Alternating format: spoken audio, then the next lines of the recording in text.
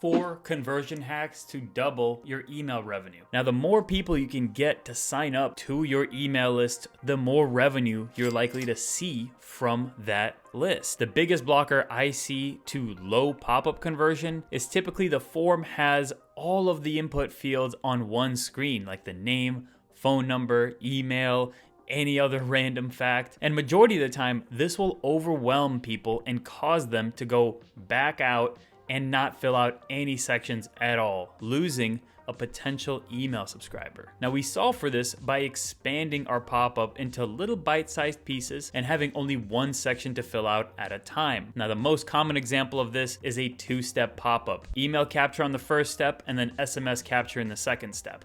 So that way they're higher and more likely to convert. Now, I actually made a whole video on highly converting pop-ups and how to set them up here at the top, so go ahead and check that out. After auditing hundreds of brands, and even big 8-figure brands miss this opportunity. It's keeping the most important information above the fold. A lot of big brands love to use big imagery and have all of their important information below the fold. A lot of that information is missed because people just see a big image and they don't know what to do, so they back out and don't take any action. So the goal with the above the fold section is to provide the most important information first, then hook the subscriber, which causes them to scroll further down, check out the rest of the content, and help them convert over to a purchaser. So in that above the fold section, make sure to include your headline, the most relevant image, a call to action, and any relevant blurbs about the topic that you're discussing. Now, when done right, this will increase your click-through rate and most importantly, generate you more revenue per email. The next few hacks are actually about what you need to include in that above the fold to maximize revenue from that section. Now, timers are great for increasing urgency for subscribers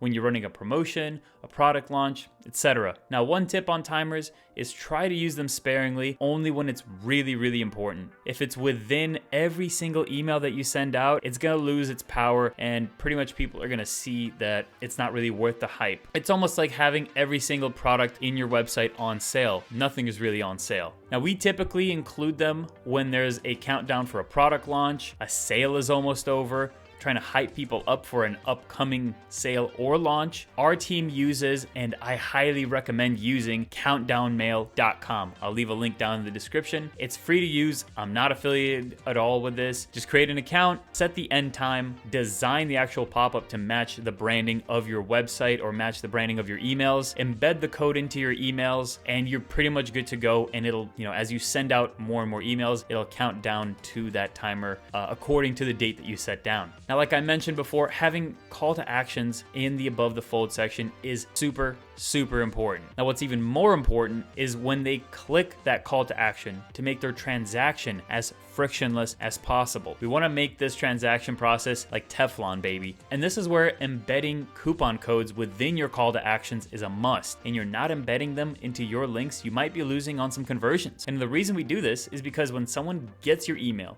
they see the discount code, add the product to cart, and start checking it out, they now have to go back, find your email, copy the code, put it in the checkout box. Now, this leads to too many steps and can cause a lot of people to drop off during that entire process. And we want to avoid this as much as possible. And we do this by creating embedded coupon codes. And it's pretty darn easy to do so. Just go to the discount section in your Shopify store, create a coupon code, set up your settings for, how long the coupon's gonna run or what the discount is, and then click the promote button to get a shareable link. Now, you're probably wondering, Nikita, how do I make this work with specific product pages or any other pages on my website that aren't just the home page? Well, don't worry, I got you. There's a very long-winded way of doing it if you go through the Shopify wiki, but ain't nobody got time for that. So I set up a tool to do this automatically for you. I have it linked down in the description below. Open it up, click file, and make a copy so that way you can edit the doc and use it for yourself. Then you're gonna need to grab your coupon code and the URL that you want the people to visit as like the final destination. Copy the coupon code in the coupon code section and the URL in the URL section. Then it'll automatically generate a link that you can now use in your emails and will attach the coupon code at the end of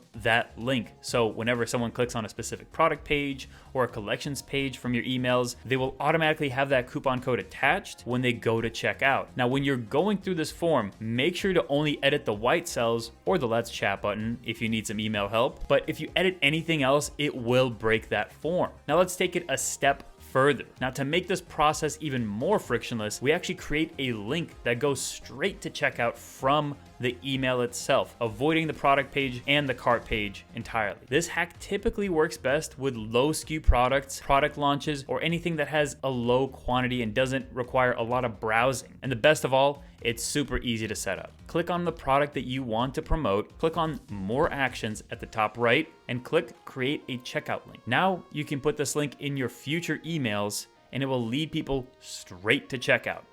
But wait, there's more. Using the coupon code generator tool, paste the link and the coupon code if you're using one, and now you have a link that goes straight to checkout and automatically discounts the product. Now, by the end of it, your checkout process should have almost zero friction from going the email all the way to checkout, all the way to purchase. It's 3 steps, baby, and you're essentially making that checkout process a slip and slide. I know there's a lot that I went over, so if you have any questions, drop them down in the comments. I hope you learned something new today. If you liked the video, hit the like button. If you want to see more videos like this on a weekly basis, hit subscribe. And I made a video right here, and I think you're going to really enjoy it. So I'll see you in the next one.